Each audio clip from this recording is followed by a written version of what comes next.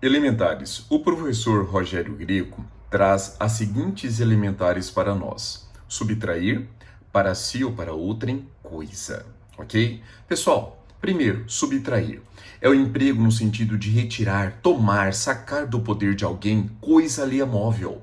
Veja que o apossamento ele pode ser direto ou indireto. Direto, quando o sujeito pessoalmente subtrai objeto material. Indireto, quando o sujeito se vale, por exemplo, de animais adestrados para a realização da subtração. Lembram daqueles filmes americanos em que um macaco ele é adestrado para subtrair bens à vítima? Então, esse é o apossamento indireto. Para si ou para outrem? Para si ou para outrem?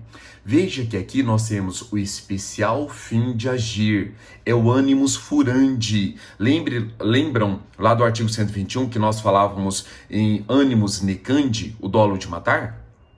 Lembram do artigo 129 que falávamos do dolo laedendi, o dolo de praticar lesão corporal? Então veja, no artigo 155 temos o animus furandi. Tá? Veja que aqui nós temos o animus rem sibi habendi. O que significa isso? A subtração ocorra com a finalidade de ter o agente a res furtiva para si ou para outrem.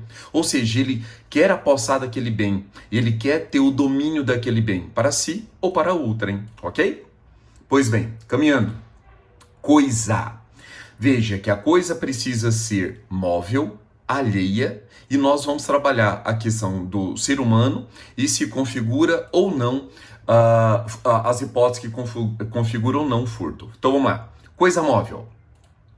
Pessoal, o que é coisa móvel? Nós temos que fazer uma diferenciação do direito civil, porque no direito civil nós sabemos que existem coisas, entre aspas, móveis, que são consideradas imóveis por causa da sua destinação.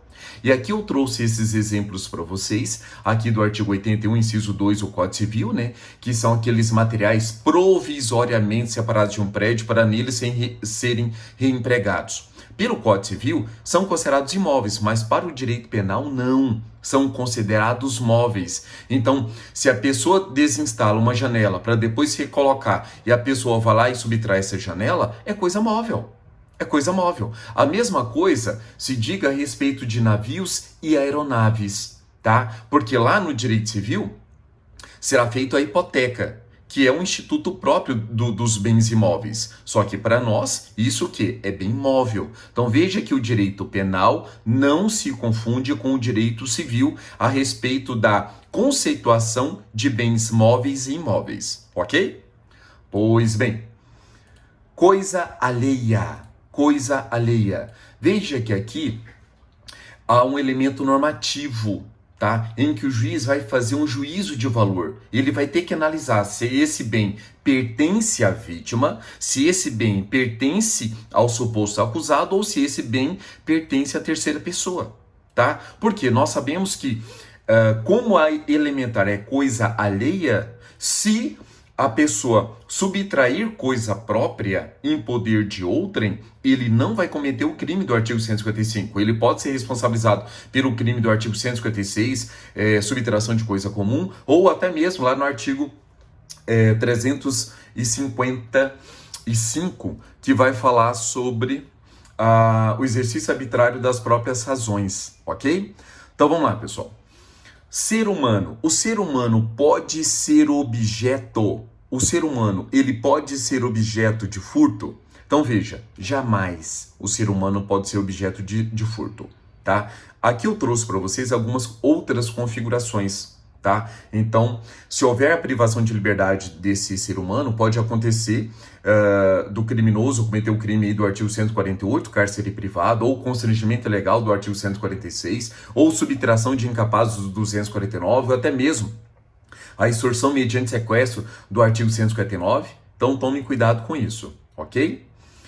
Agora olha só, veja bem, se esse ser humano ele tiver, por exemplo, o seu cabelo cortado, tá? Dentes postiços, dentadura, prótese, peruca, veja que aqui nós não estamos falando do ser humano em si, nós estamos falando de objetos materiais ligados ao ser humano, tá? Então, nestes casos, sim, pode ser objeto de furto, ok? E o tecido humano? Lembre-se que nós temos a Lei 9.434 de 97 e o artigo 14 fala exatamente a configuração deste crime, ok? Então vejam, remover tecidos, órgãos ou partes do corpo humano de pessoa ou cadáver em desacordo com as disposições dessa lei, a pena é de 2 a 6 anos. Então veja que é a lei de transplante. A pessoa vai ser responsabilizada pela lei de transplante. Tá? Agora olha que interessante. Caso o tecido, órgão ou parte da pessoa seja vital, o crime será o quê? Ou de homicídio, lá do artigo 121, ou na modalidade tentada, artigo 14, inciso 2 do Código Penal, tá? Tentado ou consumado, a depender do caso, ou até mesmo, dependendo da intensidade do dolo da pessoa, ele pode responder pelo artigo 129, tá? Lesão corporal. Pessoal, lembre-se, não configura furto. A res nullius, a res derelicta, a res communiomnium, tá? Porque nesses casos, todos eles aí, institutos do direito civil, não há possibilidade de configuração do furto. Primeiro, na res nullius é coisa de ninguém, coisa que jamais teve dono. Na res derelicta, nós temos o que? A pessoa simplesmente tinha aquele bem, tinha aquela propriedade e ele abandonou. Na res comune omnium é o que? É coisa de uso de todos, não existe propriedade. Agora tome cuidado. Existe o crime sim na res desperdicta, ou coisa perdida, tá? Veja que aqui o crime vai ser do artigo 169, que é o famoso crime a prazo. Por quê, pessoal? A partir do momento em que a vítima perde um bem e outra pessoa ache, essa pessoa tem um prazo de até 15 dias para ir nos órgãos públicos ou procurar a vítima para fazer a devolução. Então, antes do transcurso de 15 dias, não existe o crime. Só depois, no 16º dia, aí sim poderíamos falar em crime. Houve o apossamento desse bem, tá bom? Pois bem, e olha a observação interessante. Aqui nós temos a figura duas figuras, o fômulo da posse e a posse legítima. Pessoal, a posse legítima não é tutelada pelo direito penal. Então veja, se a pessoa, o A, furta o veículo de B e posteriormente C furta o mesmo veículo, veja que eu só tenho uma única vítima, que é B. Então, nesse caso, A não é B.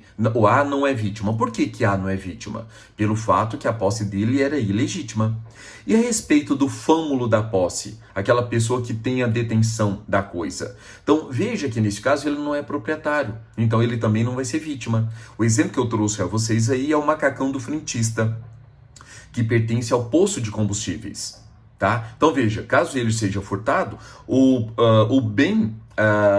dono deste macacão não é o frentista, ele simplesmente é o detentor, é o fômulo da posse. Nesse caso, a vítima vai ser a empresa jurídica, o dono do combustível, dono do posto de combustíveis, ok?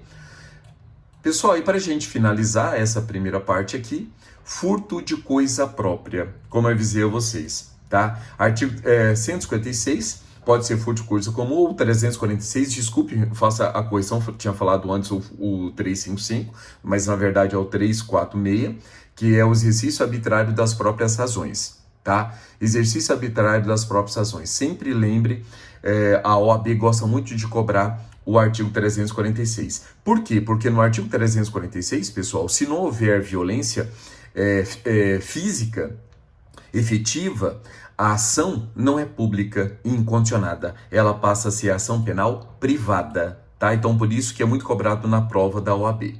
E aqui, um outro exemplo para vocês, do artigo 1431, que fala sobre hipótese aquele que, tendo deixado um objeto de sua propriedade em penhor, não podendo saldar o débito, subtrai a coisa de seu legítimo possuidor, pois não queria perdê-la. Esse é o exemplo clássico de quê? De exercício arbitrário das próprias razões.